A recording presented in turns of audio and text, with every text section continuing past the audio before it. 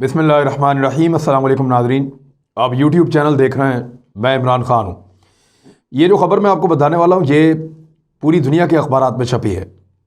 जो अरब अखबारात हैं, गल्फ़ में जो छपते हैं अरबी ज़बान में, उनमें छपी है। इसको इसराइल के अखबारात ने छापा है। इसको यूनाइटेड स्टेट्स यानी अमेरिका के अंदर इसको छापा गया है। यूरोपीय यूनियन के जितने ममालिक हैं उनके अखबारात ने इसको छापा है। तुर्की में इसको बहुत ज़्यादा छापा गया है। मैं शुरू करता हूँ अल अरेबिया से, क्योंकि सबसे पहले मैंने वहाँ से इस न्यूज़ को पढ़ा था। तुर्की के सदर रजब तैयब एर्दोगान ने कहा है कि वक्त आ गया है कि तुर्की को एक नया आइन दिया जाए। वो तुर्की का आइन तब्दील करना चाहते हैं रजब तैयब एर्दोगान। वो ये क्यों करना चाह रहे हैं इसके ऊपर हम बात करते हैं, लेकिन ज़रा हम देखेंगे अखबारात ने इसको किस तरीके से लिखा है। पाकिस्तान में डॉन ने इसको बड़ी जगह दी है, न्यूज़ ने इसको छापा है। यूरो न्यूज़ ने इसके ऊपर खबर, यानी जो यूरोपीय यूनियन का एक बड़ा अखबार है, वो ये कह रहे हैं कि Turkish president Recep Tayyip Erdogan wants to draft a new civilian constitution, कि वो एक नया कानून बनाना चाहते हैं रजब तैयब एर्दोगान जो तुर्की के सदर हैं। और उसके बाद जो है वो यूनाइटेड स्टेट्स न्यूज़ है, उसने Turkey Erdogan says may begin working on new constitution, कि हम एक नए कॉन्स्टिट्यूशन के ऊपर काम शुरू कर सकते हैं। रॉयटर्स ने भी इस खबर को इसी तरह छापा है। उसके बाद अल अरेबिया है, बाकी बहुत सारे अखबारात हैं, तो सारे मैं आपको नहीं बता सकता, लेकिन अब आपको बताते हैं कि एक्चुअली तैयब एर्दोगान आइन को क्यों तब्दील करना चाहते हैं। पाकिस्तान का आइन आपको पता है कि वो 1973 में बना था और इसके अंदर बहुत सारी अमेंडमेंट्स होती रही हैं, तरामीम होती रही हैं वक्त के साथ साथ। तो जो तुर्की का आइन है वो 1982 में बना है। इससे पहले जो बना था वो 1961 में बना था। तो इस तरह ये दो आइन हैं जो माजी करीब में आपको मिलते हैं, एक 1961 वाला आइन और एक 1982 वाला आइन। ये आइन कैसे हैं और तैयब एर्दोगान क्या करना चाहते हैं, लेकिन इसके लिए ज़रा थोड़ा आप समझेंगे तैयब एर्दोगान हैं कौन। ये 2002 से लेकर अब तक लगातार तुर्की के हुक्मरान हैं। ये किसी ना किसी फॉर्म के अंदर तुर्की के ऊपर हुकूमत करते चले आ रहे हैं गुज़िश्ता लगभग 19 सालों से। बड़ा लंबा इक़्तिदार है और जमहूरी हुकूमतों के अंदर इतना लंबा इक़्तिदार किसी को नहीं मिलता। लेकिन तैयब एर्दोगान 2002 से लेकर अब तक वज़ीर आज़म भी रहे, सदर भी रहे इसी मुल्क के, तुर्की के। और फिर उन्होंने 2017 में एक रेफरेंडम करवाया, और जो रेफरेंडम उन्होंने करवाया, पब्लिक का रेफरेंडम कहते हैं, जब लोगों से पूछा जाए कि क्या आप ये चीज़ चाहते हैं या नहीं चाहते। तो तुर्की के आइन के अंदर यह था कि जब कोई ऐसा मामला पैदा हो जाए तो लोगों की राय ली जा सकती है। 3 बहुत बड़े रेफरेंडम हुए हैं तुर्की में और आइन में बाकायदा तब्दीली की गई है रेफरेंडम के बाद। तो तैयब एर्दोगान ने 2017 में एक रेफरेंडम करवाया और जो वजारत उज़्मा वाला सिस्टम था, जो पार्लिमानी सिस्टम था हुकूमत का जैसा पाकिस्तान के अंदर है, उसको तब्दील कर दिया और एक नया सिस्टम लेकर आए जिसको एग्जीक्यूटिव स्टाइल प्रेसिडेंशियल सिस्टम कहते हैं। एग्जीक्यूटिव स्टाइल प्रेसिडेंशियल सिस्टम ये तैयब एर्दोगान 2017 में लेकर आए और 2018 में दोबारा 2023 तक के लिए तुर्की के सदर बन गए। अपोजिशन पार्टियों ने इसकी मुखालफत की थी। उन्होंने कहा था कि ये 1 मैन रेजीम बन जाएगा, यानी एक आदमी का इक़्तिदार होगा ये और कुछ नहीं होगा। अपोजिशन पार्टियों ने मुखालफत की, सब ने मुखालफत की। तैयब एर्दोगान पब्लिक के पास गए, उनको जाकर कहा कि जी आप रेफरेंडम में वोट डालें। लोगों ने वोट डाल दिया कि कर दें, कॉन्स्टिट्यूशन तब्दील कर दें। वो फिर आइन के अंदर तब्दीली हुई और उस तब्दीली के बाद वहाँ पे सदारती निज़ाम आया और तैयब एर्दोगान उसका फ़ायदा उठाते हुए पहले इस निज़ाम के सदर बन गए। अब वो 2 मरतबा इलेक्शन लड़ सकते हैं इस निज़ाम में, एक 2023 तक, और अगर 2023 का इलेक्शन दोबारा लड़ते हैं तो 2028 तक। 2028 के बाद तैयब एर्दोगान की इक़्तिदार का सूरज गरूब हो जाएगा हमेशा के लिए। वो दोबारा इलेक्शन सदर का नहीं लड़ पाएंगे। इनकी उम्र जो है वो इस वक्त 66 साल है, 66 साल, और 2020 गुजर चुका है, तो 2023 में इनको अगले इंतखाबात का सामना करना पड़ेगा। 83 मिलियन लोगों का ये मुल्क है तुर्की। अब जो अरब अखबारात और यूरोपीय अखबारात लिख रहे हैं जो तैयब एर्दोगान के खिलाफ हैं, या मगरबी अखबारात, वो कैसे लिख रहे हैं ज़रा पहले उनका आप सुन लें। उनको ये लगता है कि तैयब एर्दोगान इस आइन को इसलिए तब्दील करना चाहते हैं कि वो अवामी मकबूलियत खो चुके हैं और अब वो एक बहस छेड़ रहे हैं इस मुल्क में दाएं और बाएं बाजू के लोगों के दरमियान। यानी वो लोग जो इस्लाम से करीब हैं, जो मज़हब के करीब हैं और जो फंडामेंटल लोग हैं, बुनियाद परस्त लोग हैं उनके दरमियान, और वो जो आज़ाद ख्याल किस्म के, लिबरल किस्म के, सेकुलर किस्म के लोग हैं उनके दरमियान एक नई लड़ाई छेड़ रहे हैं। इस लड़ाई में वो अपोजिशन को डिवाइड कर देंगे और खुद अपनी ताकत हासिल करेंगे, उनको ये लगता है। और वो एक नया कानून, नया आइन इसीलिए मुरतब करने जा रहे हैं। उन्होंने कहा क्या, वो सुनना बड़ा इंपॉर्टेंट है। उन्होंने टेलीविजन पे कहा अपनी कैबिनेट की मीटिंग के बाद कि आइन बनाने वाले लोग ठीक नहीं थे, जिन्होंने ये आइन बनाए थे वो हुकूमतों को हटाने और गिराने वाले लोग थे। यानी उन्होंने एस्टेब्लिशमेंट पे ये इल्ज़ाम लगाया, जो तुर्की की एस्टेब्लिशमेंट है, क्योंकि 2016 में इनके खिलाफ एक मार्शल लॉ भी लगाया गया था और मार्शल लॉ को लोगों ने नाकाम बना दिया था तैयब एर्दोगान के कहने पर। टैंकों के आगे लेट गए थे, फौजियों को पकड़ लिया था।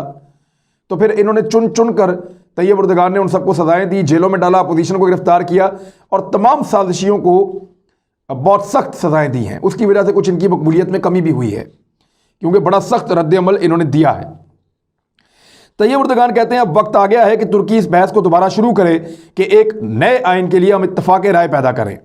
अगर हम ये इत्तफाक राय पैदा कर लें तो हम ज़रूर इक़दाम उठाएंगे मुस्तकबिल के नए आइन के लिए। ये हैं जी तैयब एर्दोगान, और वो ये कह रहे हैं कि हम एक ऐसा आइन बनाएंगे जो लोगों की उमंगों की तर्जुमानी कर रहा होगा। तो तैयब एर्दोगान ज़रा इस्लामिस्ट सोच के आदमी हैं, इस्लामिक पॉइंट ऑफ व्यू को लेकर चलते हैं।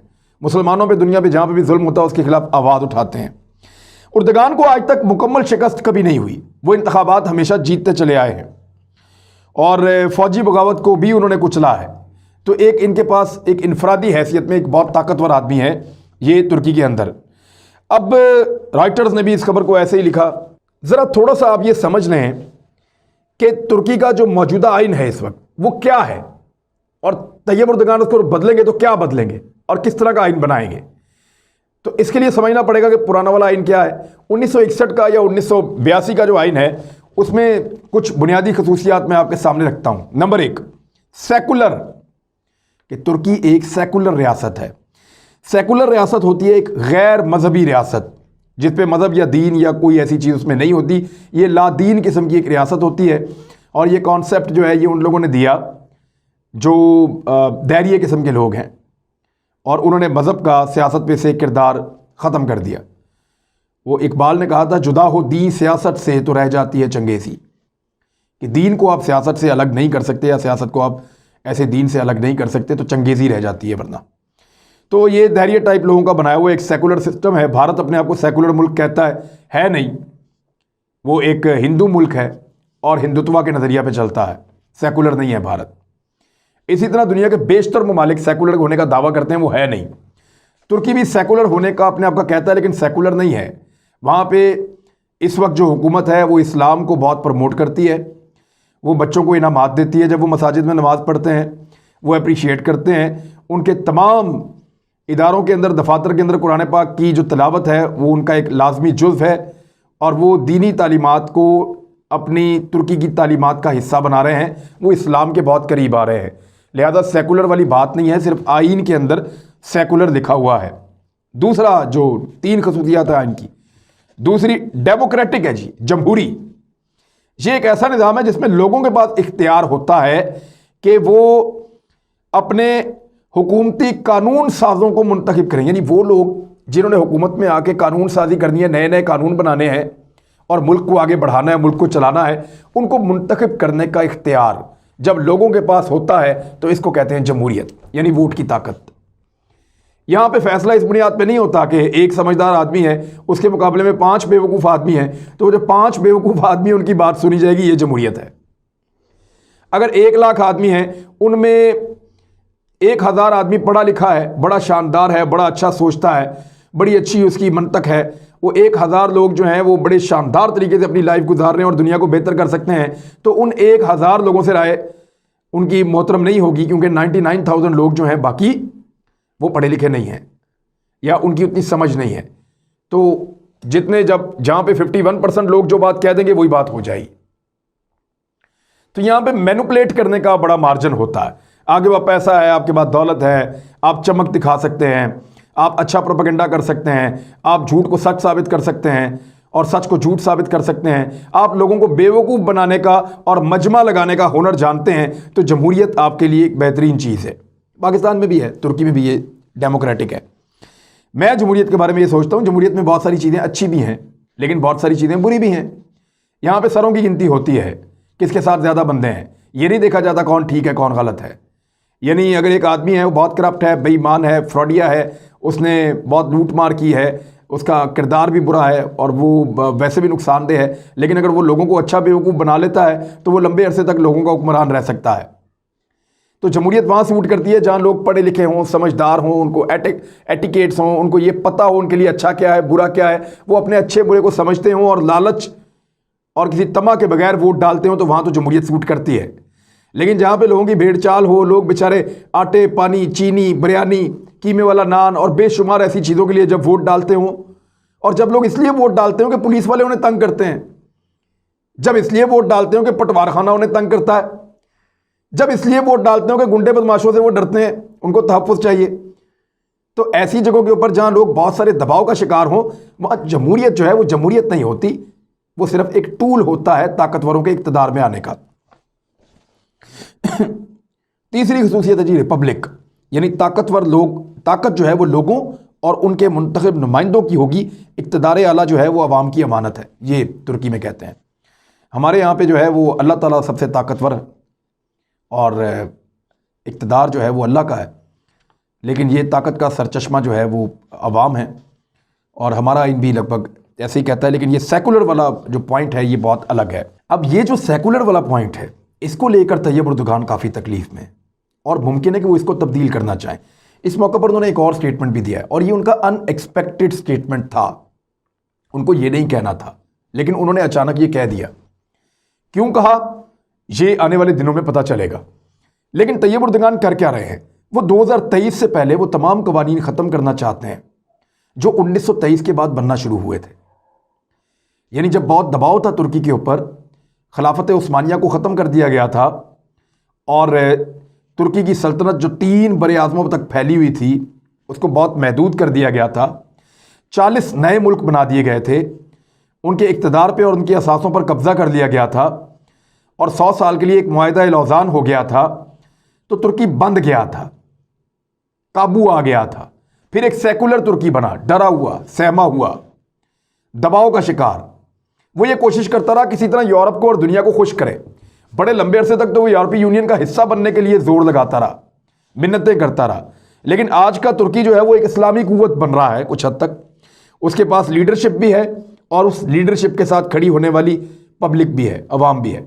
और लोगों ने साबित किया, टैंकों के आगे लेट गए, फौज के साथ भिड़ गए जब तैयब उर्दुगान ने उनको आवाज़ दी एक नामालूम जगह से। तो ये इस तरीके से यहाँ के लोग जो है वो अब इस्लाम के ज़्यादा करीब आए हैं। यानी तैयब उर्दुगान ने आया सूफिया मस्जिद को दोबारा बहाल किया 80 साल के बाद। उन्होंने, ये सिर्फ नाम के सेकुलर रह गए हैं, इन्होंने मुसलमानों के ख़िलाफ़ जो जुल्म सितम हो रहा है पूरी दुनिया में उसके लिए आवाज़ उठाई इन्होंने, और इस्लामी तालीमात के फ़रोग़ के लिए काम किया है। तुर्की के अंदर वहाँ जो तालीम है उसके अंदर इस्लाम के अंसर को शामिल किया है। तो ये मुख्तलिफ तुर्की है, तो इसका आइन भी मुख्तलिफ होगा, ये सोचकर रजब तैयब उर्दुगान चल रहे हैं। मुखालिफिन ये कहते हैं 2023 का इलेक्शन जीतने के लिए कर रहे हैं, लेकिन तैयब उर्दुगान और उनके साथियों का ये मानना है कि उनको 2023 से पहले तुर्की के अंदर से वो तमाम कवानीन ख़त्म करने हैं जो सेकुलर किस्म के हैं और मगरिब के गुलामाना किस्म की सोच के ऊपर मबनी है, उनसे निकलना है। अब 2023 बहुत करीब है, लगभग आपके पास 2-2.5 साल बाकी है। वो बहुत कुछ ऐसा करना चाह रहे हैं जिससे नए तुर्की की राह हमवार हो जाए और आने वाली क़यादत को उन मसाइल का सामना ना करना पड़े जिनमें से गुज़िश्ता 20-22 साल में रजब तैयब उर्दुगान गुजरे हैं और आइंदा 2 सालों में गुजरेंगे। वो मुसलमानों की एक नई दुनिया का आगाज़ करना चाहते हैं, क्या वो ऐसा कर सकेंगे? ये एक बड़ा सवाल है। इसका जवाब आप भी दीजिएगा मुझे कमेंट सेक्शन में, हम भी तलाश करते रहेंगे और जो रिसर्च करेंगे वो आपके साथ शेयर करेंगे। अपना ख्याल रखिएगा, अपने इस चैनल का भी। अल्लाह हाफ़िज़।